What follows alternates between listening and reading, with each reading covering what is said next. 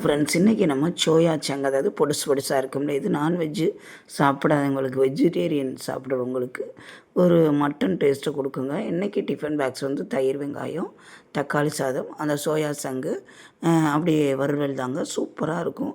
அப்படியே பெரட்டல் மாதிரி வைக்கலாம். சோயா சங்க் பெரட்டல் வந்து எப்படி வச்சோம், இது அடிக்கடி வாரத்துக்கு ஒரு 3-5 முறை கூட நம்ம சைடிஷாக வச்சு கொடுத்தா பெரியவர் முதல் சிறியவர் வரை எல்லாருமே சாப்பிட்லாம். இது வந்து நம்ம ஃபஸ்ட்டு வந்து ஒரு 4 கிளாஸ் வந்து எடுத்துக்கிட்டேங்க. இது ஒரு அரை கிலோ வந்து 45 ரூபா, 1 கிலோ வந்து 90 ரூபா. அதனால கண்டிப்பாக நம்ம இது ஒரு அரை கிலோ வாங்கினோம்னா ஒரு 5 தடவை 6 தடவை வச்சுக்கலாங்க. 2 வாரத்துக்கு 3 வாரத்துக்கு வச்சுக்கலாம். காய் இல்லாதப்போ, குழம்புல காய் போட்டப்போ சைடிஷாக இதை கொடுக்கலாம். வெரைட்டி ரைஸுக்கு எல்லாத்துக்குமே கொடுக்கலாம். சுடுதண்ணியில் போட்டு நல்லா பாதி வேக்காடு வெந்த பிறகு இதை அப்படியே வடிகட்டிட்டு நல்லா இறுக்கமாக புழிஞ்சிருங்க. லைட்டாக உப்புத்தூள் போடுங்க, ரொம்ப போடாதீங்க. சோயாவில் வந்து ரொம்ப பிடிக்கும். இப்போ நம்மளுக்கு தக்காளி சாதம் நான் பண்ணினேன் அன்றைக்கி.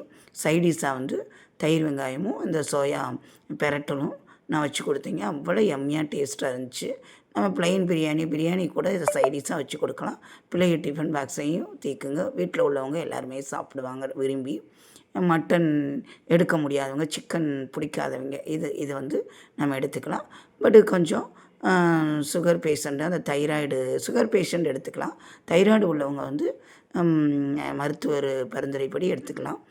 இப்போ வந்து வெங்காயம், தக்காளி, பச்சை மிளகாய், கருவேப்பிலை, கடலெண்ணெய், அந்த சோயா சங்க் பொடுசுங்க. இதுலேயுமே பெருசு இருக்குது.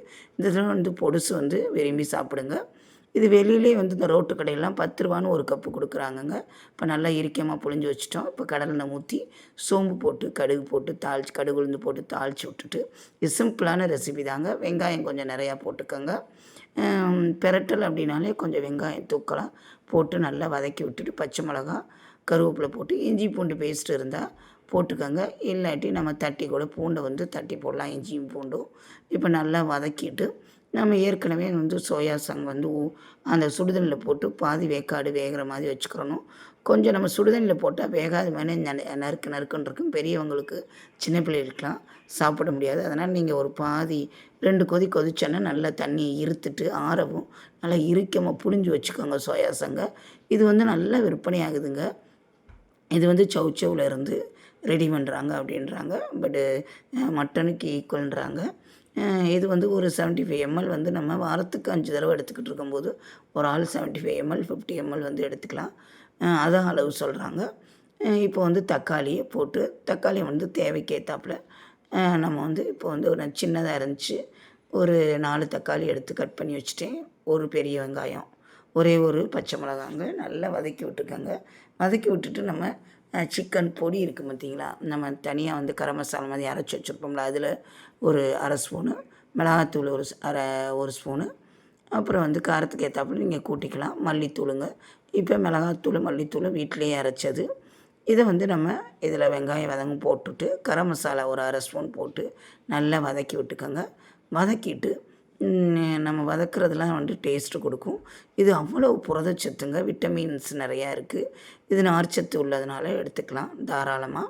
டைஜஸ்ட் ப்ராப்ளம் வந்து வராது. அதனால் இது வந்து நம்ம காய் வந்து விலை வந்து அதிகமாக விற்கும்போது இது சைடிஷாக தாராளமாக கொடுத்துடலாம். ஈவினிங் வந்து ஸ்நாக்ஸாக கூட நீங்கள் யூஸ் பண்ணலாங்க.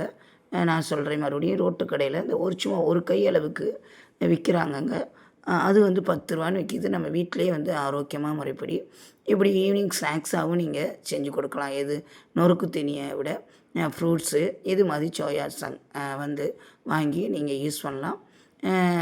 ஆயில் வந்து அவ்வளோக்கா ஊற்றணும் தேவையில்லை, ஒரே ஒரு ஸ்பூன் போதும். இப்போ பொடி எல்லாம் போட்டு அந்த புழிஞ்சு வச்ச சோயா சங்கை போட்டுட்டு நல்லா ஃபைனல் ஸ்டேஜ் வந்துருச்சுங்க. சூப்பரான சோயா சங்க் பெரட்டல் ரெடி ஆயிடுச்சுங்க. இது மாதிரி நீங்கள் குழந்தைகளுக்கும் பெரியவங்களுக்கும் செஞ்சு கொடுங்க. இப்போ தக்காளி சாதத்துக்கு மேய்ச்சா தயிர் வெங்காயம் சோயா சங்க் பெரட்டல் தாங்க. இந்த பதிவு உங்களுக்கு பிடிச்சிருந்துச்சுன்னா லைக் பண்ணுங்கள், ஹைப் பர்சன் கொடுங்க. புதுசாக வராங்க நம்ம சேனலை தொடர்ந்து பார்த்து சப்ஸ்கிரைப் பண்ண மறந்துடாதீங்க. இது வந்து அவ்வளோ ஒரு ஆரோக்கியமானது, புரதச்சத்துக்கள் அதிகமாகுது. மருத்துவ குறிப்பு அப்படின்னா தைராய்டு உள்ளவங்க அதிகமாக எடுத்துக்கிறாங்க. பதிவு பிடிச்சிருந்தா லைக் பண்ணுங்கள். பாய்.